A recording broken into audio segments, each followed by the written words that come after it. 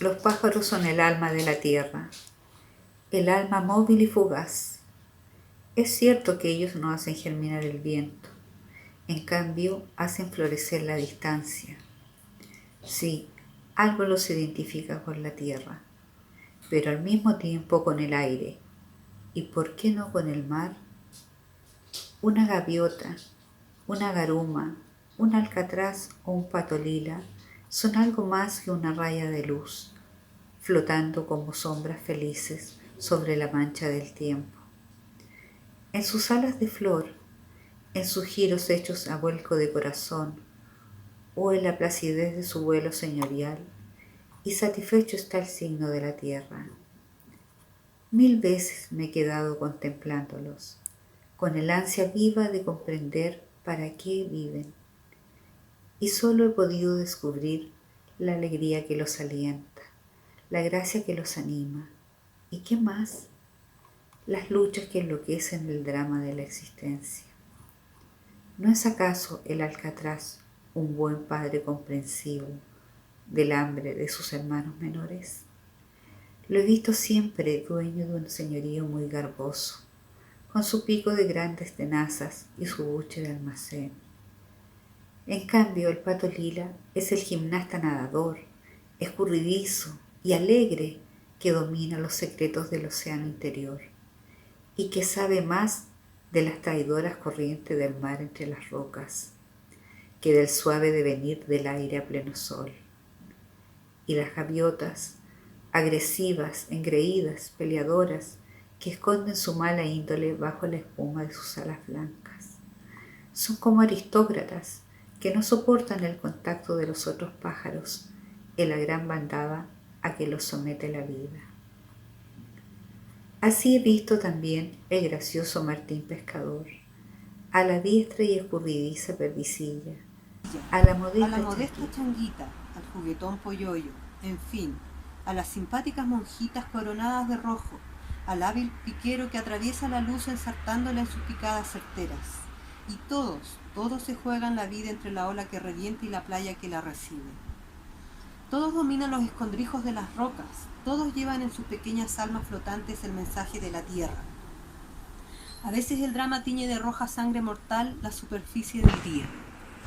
Es el drama de la fuerza, del crimen o de la maldad consumada, y entre sus garras odiosas no está lejos el pájaro carnero o el pájaro ballenero, solitarios demonios del mar abierto, que en sus ramalazos de hambre se enceguecen hasta la costa. Entonces las olas se enfurecen y el mar se encrespa con las alas rotas. Sin embargo, nada es tan modesto como una garuma. Cuando las miro, siento que el alma de la maternidad palpita en su vientre de pueblo, porque ya lo dice el garumaje. Nada se parece tanto al hombre de la tierra como ellas, vagabundo de distancias, demoledor de trabajos y querendón de sus rincones. Ella es la única que conoce el desierto como el mar. Ella es la única que ha compartido su alma entre el horizonte vivo y el horizonte muerto para amasar entre sus sueños un amor compartido. Nace de la tierra y vive en el mar. Duerme en la tierra y muere en el mar. Si lo sabré yo, un día en que sin fuerzas atrapado por el desierto me arrastraba a empuje de coraje por el martirio de la sed y del sol, me salvó el milagro de un nidal de... Más se escondía en aquellas soledades. Entonces conocí el sabor del mar, de sus huevos, y supe que sus alas son grises, porque no olvidan la tierra de donde nacieron. Tal como los humanos sueñan con un material de felicidad que les nace de sus secretas ambiciones, las garumas sueñan con la distancia. Sus ojos están hechos para mirar muy lejos y su corazón está dispuesto para embriagarse en esa lejanía. Ala viva voló por primera vez abriendo todas sus ansias una mañana que las fuerzas se le metieron bajo las alas. Es cierto que su vuelo fue torpe e inseguro, pero ella no fue la peor de los que estaban iniciándose. Al principio le pareció que flotaba sobre el mar en calma, y en cuanto la vista le permitió atravesar la gran distancia dormida, un imperativo deseo de viajar le gritó en el corazón. La tierra la estaba invitando. Sin embargo, ese primer vuelo no fue sino un despertar. Debió esperar que su cuerpo se fortificara definitivamente para lanzarse a su aventura inicial. Estaba feliz, dueña de una felicidad que le abría las plumas hasta sentirse de algodón o de nube. ¿Te vas a la costa ya, a la viva?, le preguntaban los polluelos. No se atrevió a mentir. ¿Volverás a la noche?, le gritaban sus amigos. Volveré. Sí, volveré, les decía con una satisfacción que se alargaba en su uy, uy, uy característico. Deseaba volar sola, perderse tras el llamado de la distancia, pero al principio la tierra se le confundía. Aquello no era más que un desierto que no ofrecía otras alternativas que inmensidad muerta. Sabía perfectamente que la costa estaba lejos, a unas 3 o 4 remontadas de su vuelo. Se lo estaba diciendo una secreta fuerza interior, pero aún no era ese su propósito. Tan pronto nació, empezó a escuchar entre su gremio la leyenda de la garuma aventurera, conocedora de la tierra y del mar, que solía aparecer por los grupos encendiendo la fantasía de todos con leyendas extrañas. Y tan pronto empezó a volar, una misteriosa sugestión le palpitó en sus deseos de hallarla en una ruta del viento. Pero, ¿qué era aquello? Sus ojos se habían clavado en un pequeño punto oscuro de la llanura. Pensó casi incrédula que su suerte no podía ser tanta. Sin embargo, sus alas mermaron el ritmo de la boga y empezó a preparar el descenso en esa dirección. El aire estaba cálido, quieto. Sus ojos se afinaron tratando de atravesar la sequedad. Y su asombro creció junto con la extrañeza cuando distinguió, solitario y muerto, a un animal perdido.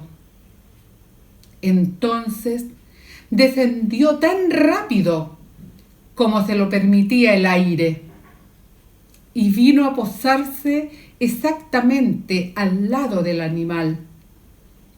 No conocía el miedo. Para los animales el miedo nace de la amenaza y no de la desconfianza. En cambio, la sorpresa que le causaba ver al animal detenido justo en el momento de ir caminando era singular. Sabía que la muerte es hermana de la tierra y por eso no comprendía cómo podía sostenerse sobre sus calcinadas extremidades. Debe ser muy solitaria esta llanura, pensó, cuando ni los ordinarios jotes andan por aquí. ¿Cómo pueden haber respetado el cadáver? Era una mula. El tiempo se había detenido bajo su sombra inútil y de súbito un presagio pasó y ella sintió que algo la amarraba al lugar. Ese algo iba más allá de su comprensión. Le pareció que se escondía detrás de sus propios ojos para no perder detalles. La mula estaba erguida como una amenaza en suspenso, y de ella comenzó a nacer una evocación. Al principio fue luz difusa, voz rota, forma oscura, hasta que los ojos acostumbrados se apoderaron de todo. Adelante, al paso, marchaba un hombre tan derecho como un dardo. Ahora llevaba de tiro a la mula.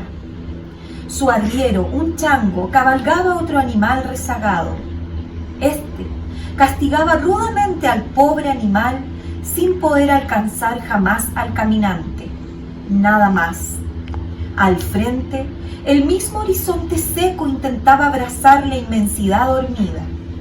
A veces la tierra ondeaba a su distancia, pero de todas maneras se arrancaba incontenible hasta la lejanía. Fue violento el espejismo. Un quiltro chillón salió ladrando de entre las piernas del animal rezagado. Junto al arriero, surgió como la sombra de un fantasma. Sus ladridos agudos se clavaban en el aire seco. El hombre que caminaba adelante lo miró con un brillo furioso que imponía silencio. La tierra estaba seca como el aire. Los ladridos debieron herir muy fuerte los oídos del caminante, porque éste se detuvo con un látigo en la voz y gritó: «Silencio, silencio, yo soy el loco Almeida, Diego de Almeida, silencio, te mato. No quiero que despiertes al desierto. Tengo que recorrer esta tierra 1000 años todavía, hasta sacármela del corazón». Cesaron los ladridos. La voz era de ventarrón. Sin embargo, el aire parecía una llama ambulante a la siga de un leño por arder. El hombre erguido siguió caminando solo, sin la mula de tiro, pero ahora iba subiendo por la atmósfera muerta, por el cielo, por la distancia deshecha. El grupo entero se alejaba de la vida y solo la mula quedaba como ánima reseca en medio de la soledad, sin volverse. Aún en la subida, el loco se despidió de la mula. «Acuérdate de contar que yo fui quien descubrió esta tierra». El pequeño Quiltro también iba como un remolino gris, hasta que el espejismo terminó por desaparecer. Sin embargo, ahí se conservaba aún la mula, seca por los años, detenida para siempre por los misterios de la sal. La garuma sintió que sus alas tiritaban. ¿Qué había sido todo aquello? Nadie la previno jamás contra tales cosas de la vida. Era cierto que la pampa tiene sus secretos escondidos entre las garras del pasado. Sentía sed, una sed de mar, pero ¿por qué había dicho aquel hombre que aún debía recorrer la tierra por 1000 años hasta sacársela del corazón? Entonces voló. A la viva jamás quiso contarle a nadie aquella visión, y no porque le gustara guardar las cosas para sí, sino porque ella sabía que la incredulidad está en los propios ojos.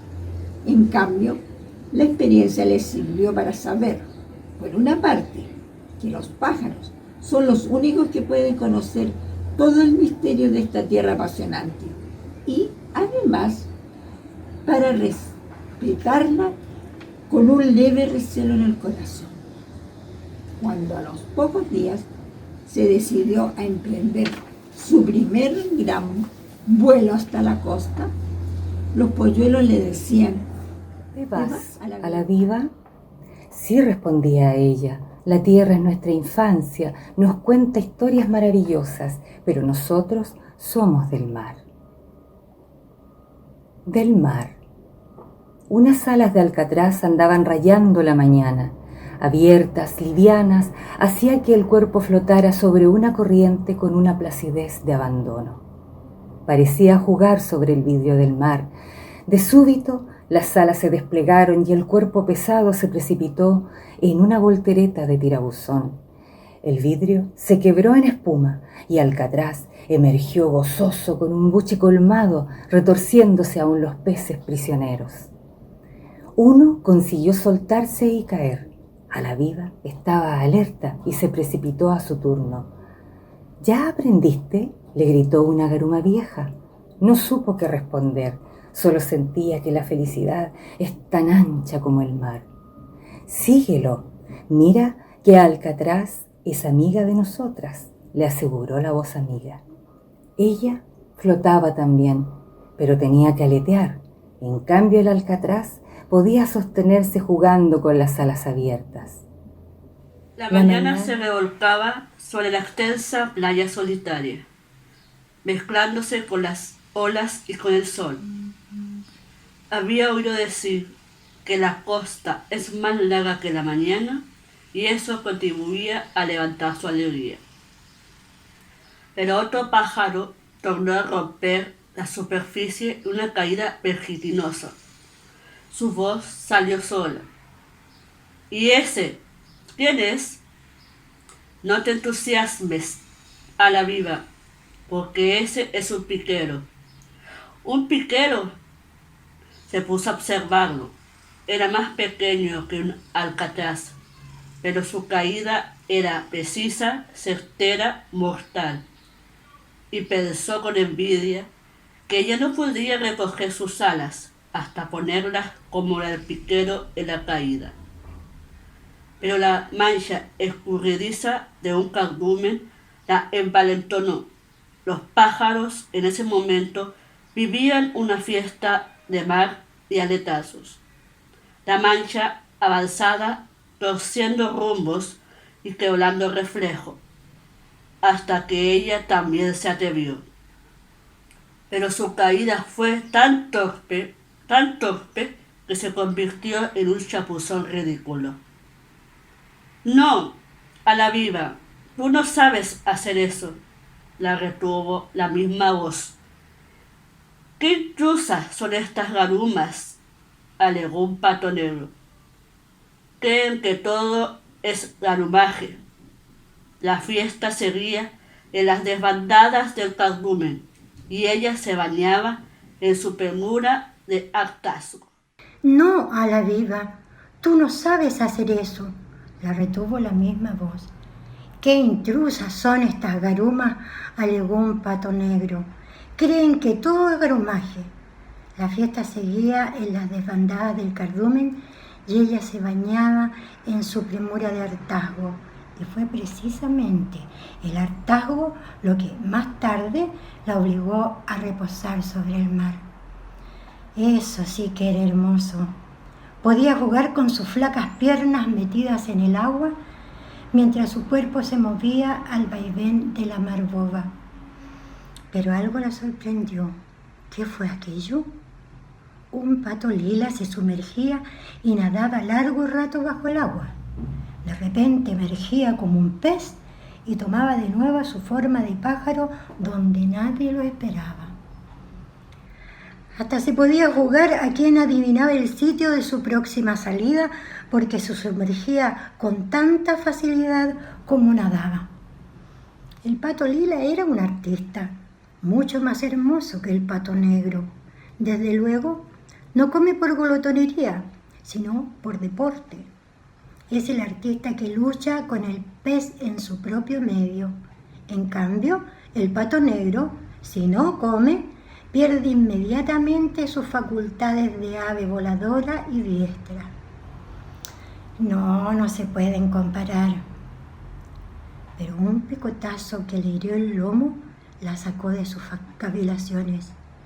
¿Qué? Era una gaviota. La corriente la había hecho derivar hasta ese grupo flotante y las aristócratas la hacían pagar así su descuido.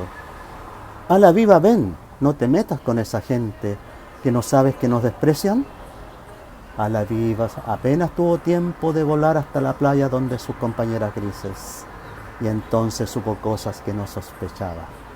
No te metas con ella, a la viva, esas aves se asesinan hasta los huevos que encuentran, con decirte que lanzan al mar hasta sus propios hijos antes que sean capaces de volar.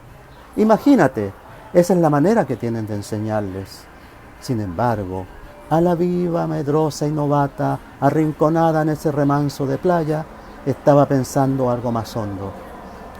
¿Por qué existe indiferencia entre los pájaros? Oh, a la viva, eres demasiado preguntona. Un día aprenderás que todo en la naturaleza tiene sus propias diferencias. Nada puede ser igual a otra cosa. En cambio, ¿sabes por qué te llamas a la viva? ¿Por qué? Se sorprendió ella. Jamás lo había pensado. Los pájaros llevamos nuestro destino en el nombre, o lo que es lo mismo, en el corazón. Algunos se llaman pluma nueva, u ojo fuerte, o nube parda, u ojo dorado. Costa libre. Yo me llamo voz pura, porque conozco todas las cosas que se saben a la vejez. De ese nombre depende lo que sucederá a cada uno en la vida. Tú te llamas a la viva y en ello está tu destino. No entendió muy bien la explicación, pero algo le sonó en su carne como remesón de presagios. ¿Cuál sería su destino?, se atrevió a preguntar. ¿Conoceré algún día a la garuma aventurera? Esta vez la voz amiga no le respondió.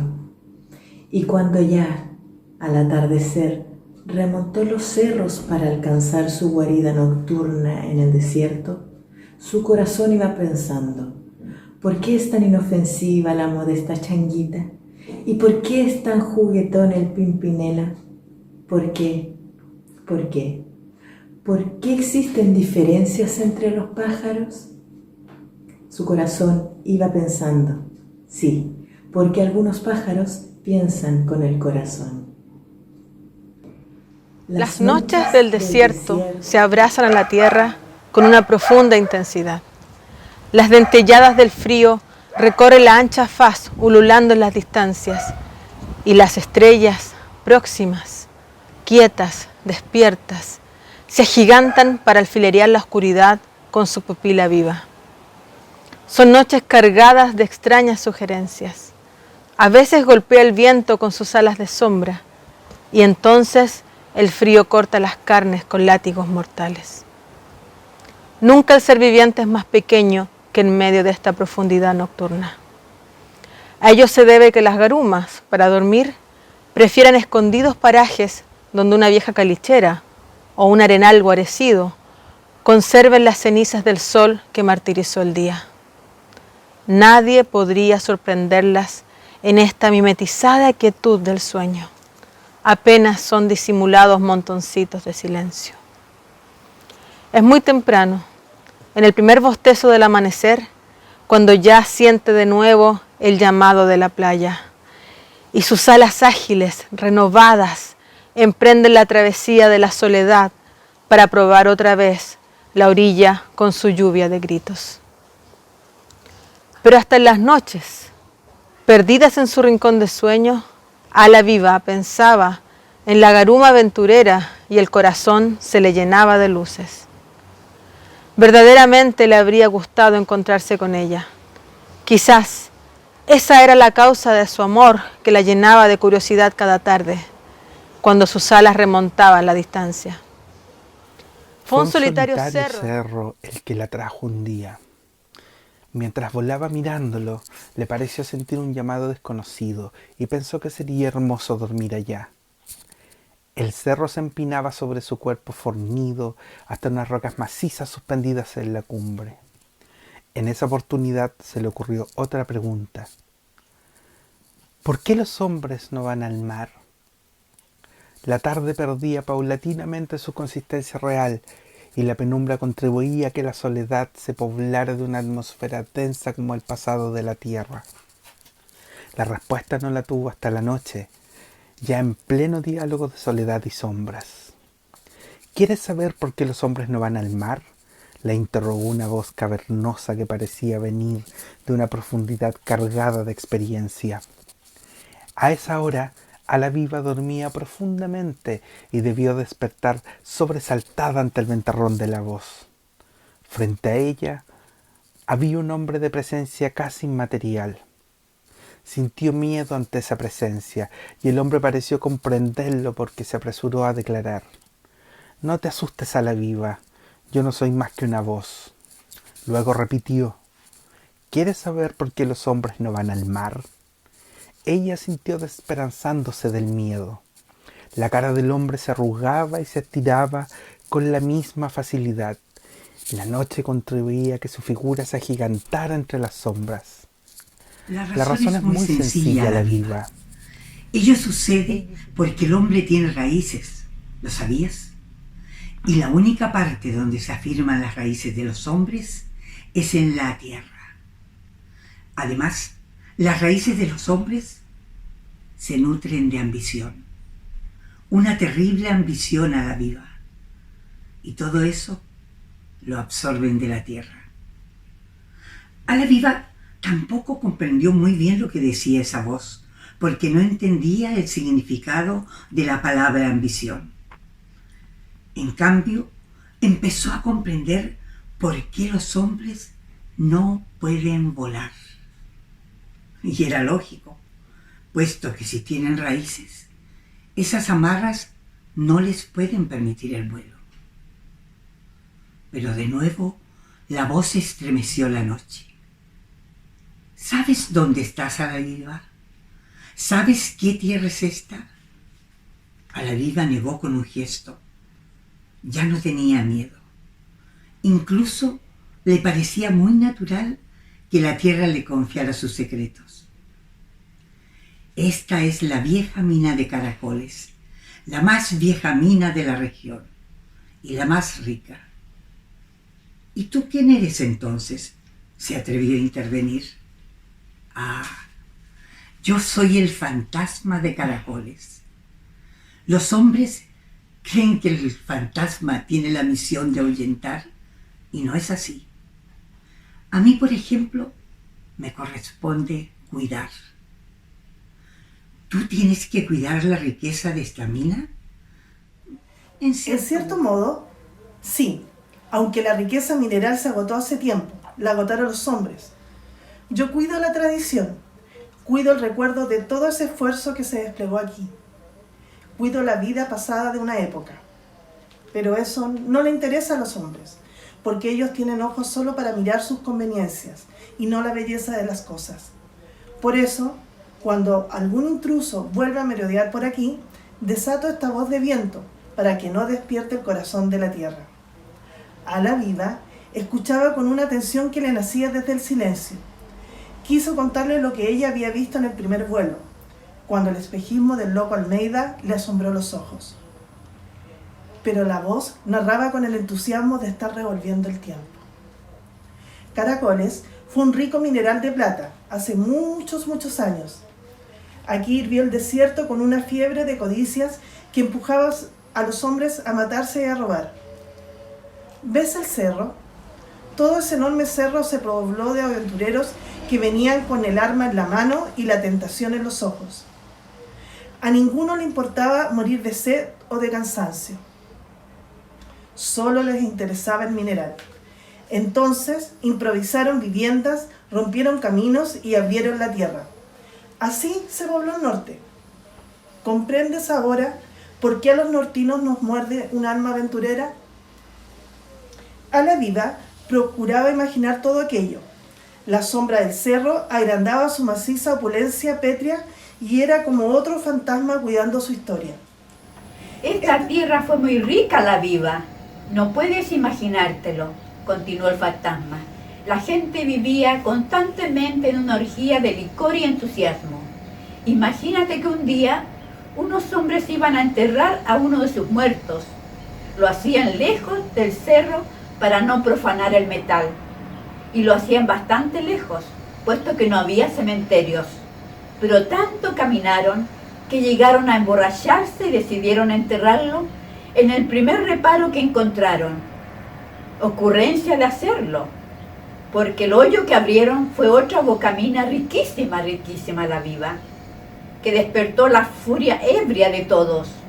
Entonces empezaron a matarse para quedar de dueños, y solo uno consiguió sobrevivir a la matanza. Esa es la mina de los muertos, ¿la conoces? A la Viva se imaginaba el pasado turbulento de la tierra, revivía la época, soñaba con el duro designio de los hombres, veía las viviendas de carpas y los hoyos abiertos que succionaban como el corazón de un torbellino. Miró al fantasma con profunda simpatía y le preguntó: ¿tú viniste aquí en aquella época? Yo fui el descubridor de este cerro. Me llamo Sebastián Cangalla. ¿Sabes ahora por qué estoy condenado a cuidar su tradición? A la Viva se alegró.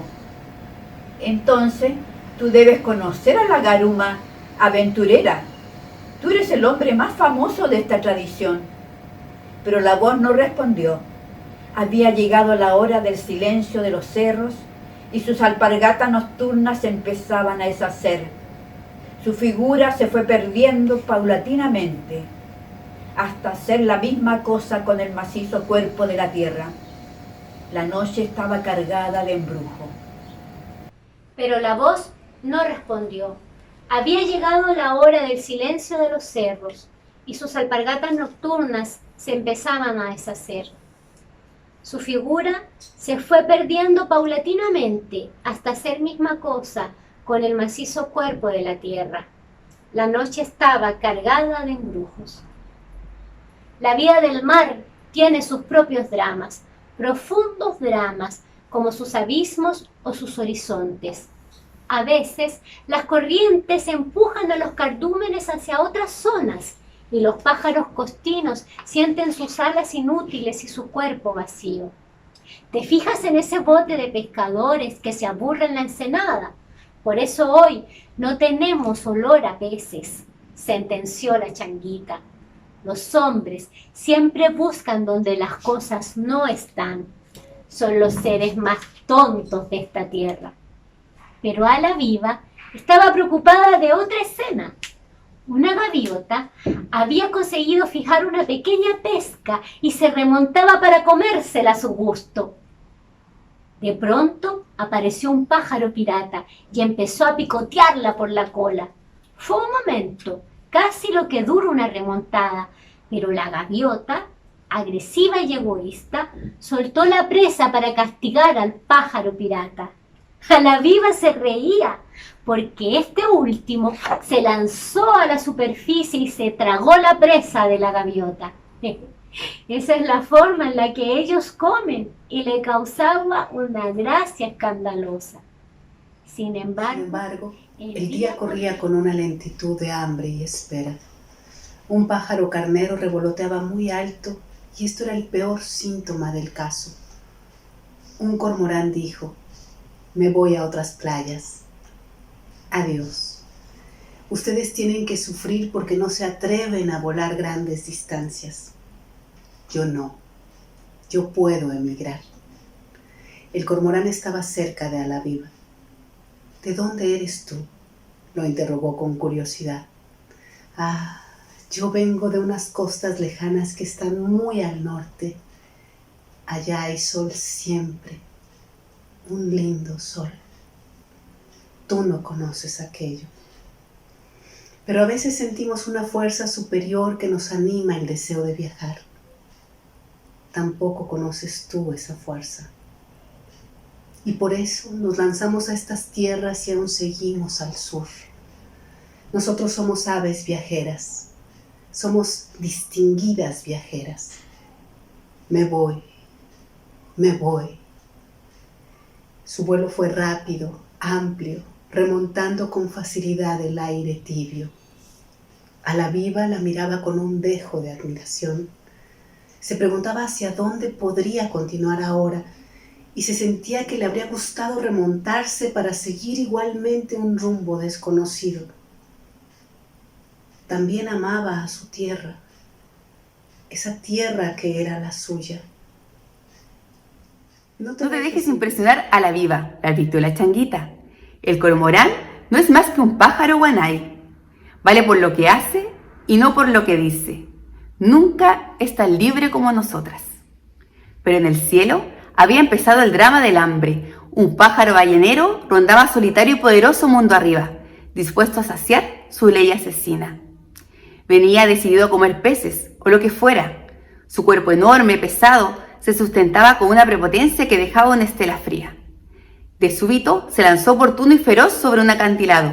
Después remontó llevando en el pico el polluelo de una gaviota. El pánico hacía que los demás pájaros se remolinaran en tierra, procurando una defensa.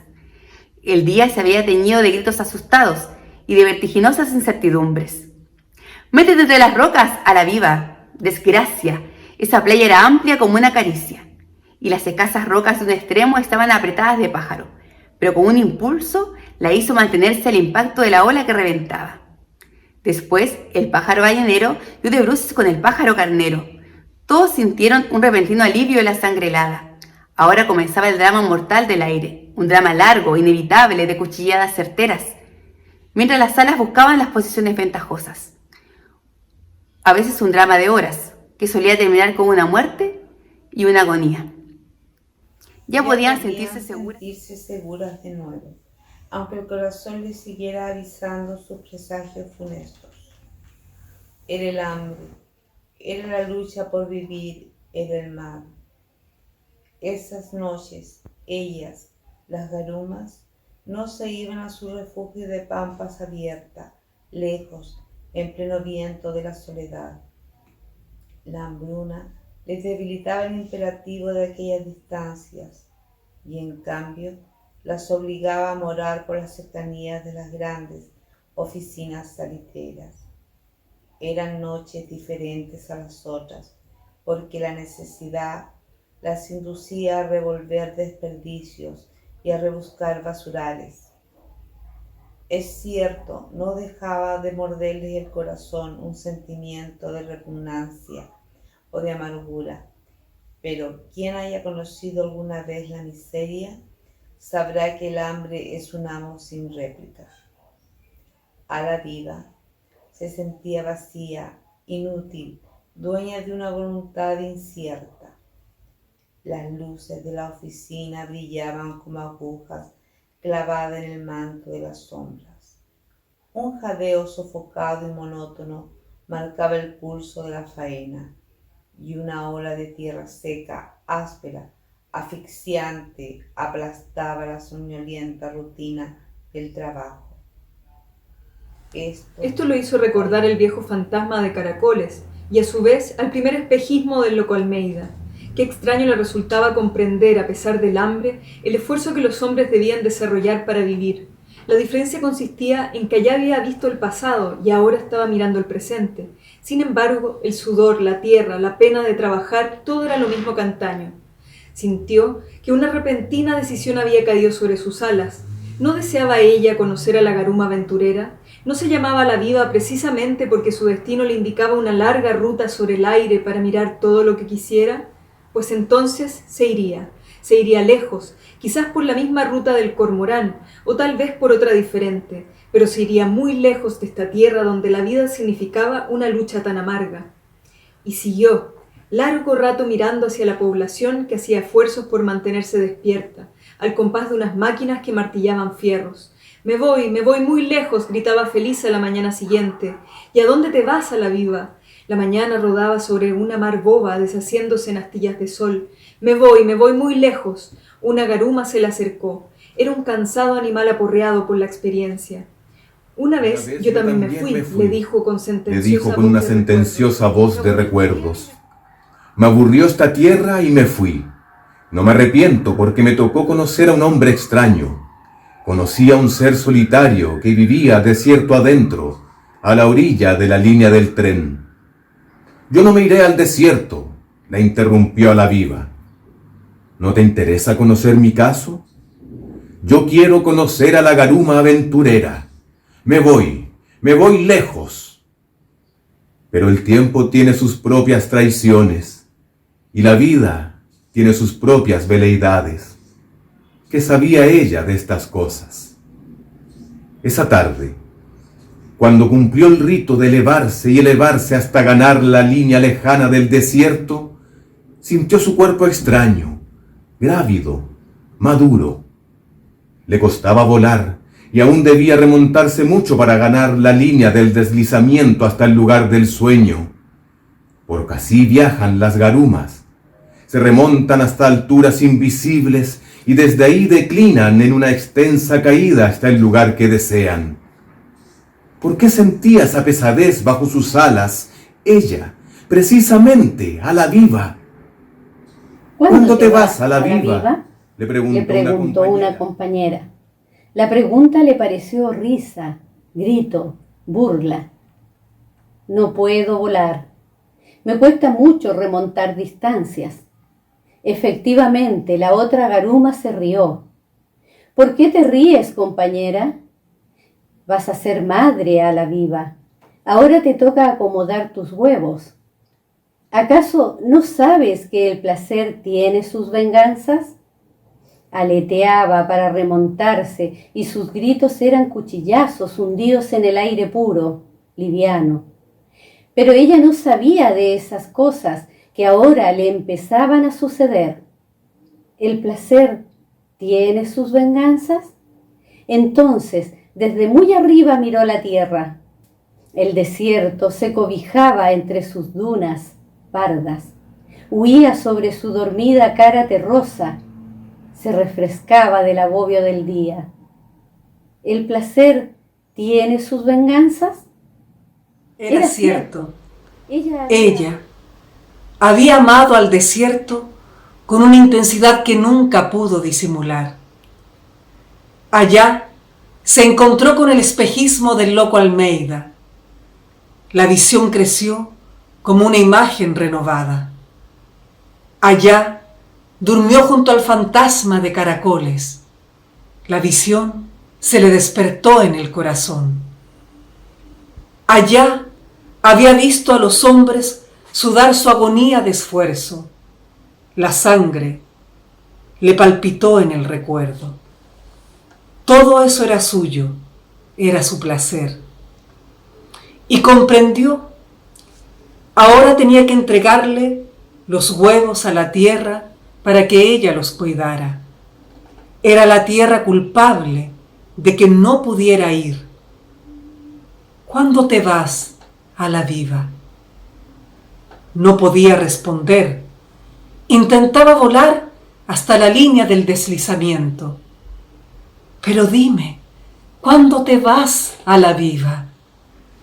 Un cansancio pesado, agudo, le entorpecía la respiración.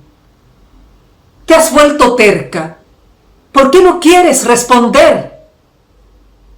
La otra garuma pasó volando más ágil y ella no pudo responder. Solo pensaba en el viejo lugar donde ella nació y creció. Sí, precisamente ese mismo sería el lugar. De pronto, sus alas se ablandaron. Bajaba paulatinamente y el descenso le parecía la última jornada del vuelo. En fin, se consoló. Puede ser que alguna de mis hijas consiga ver algún día la garuma aventurera. ¿Acaso ellas no pueden tener mejor suerte? Ahí cerca ya estaba el arenal, ceniza de soles, camanchaca de auroras, porque así es el desierto, cuando acuna en sus rincones la maternidad de los pájaros.